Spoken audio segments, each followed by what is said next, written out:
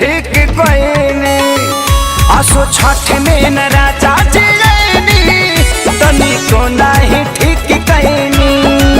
तो सुनी सचहू में बनी रउआ ले जी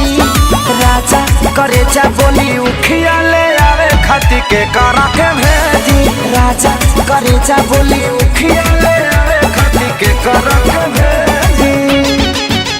बोला बोला सूरज देव की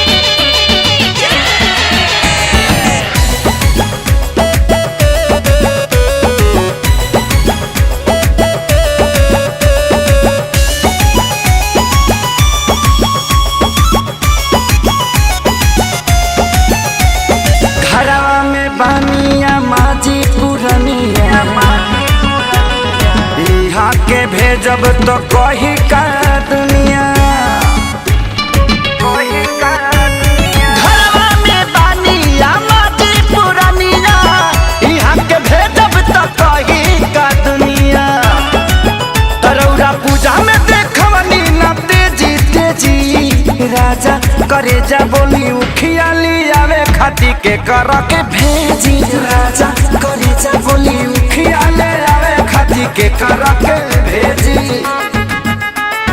के करा के भेजी उखिया ले आवे खाती के करा के भेजी।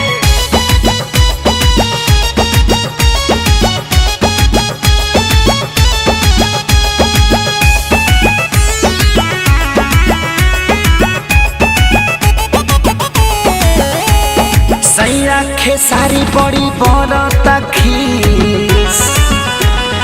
यादव राज बाट रउले बीस हाँ सैया खेसारी बड़ी बरता खीस यादव राज बाट रउले बीस हारी कोई हमें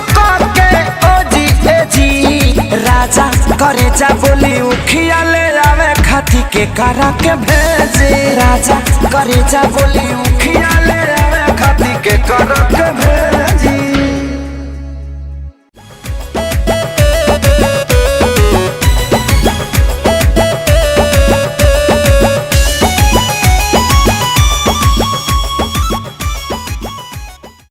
हारी कोई हमें के ओ जी ए जी राजा करे जा बोली उखिया ले आवे खाती के करा के भेजे राजा करे जा बोली उखिया ले आवे खाती के करा के भेजी।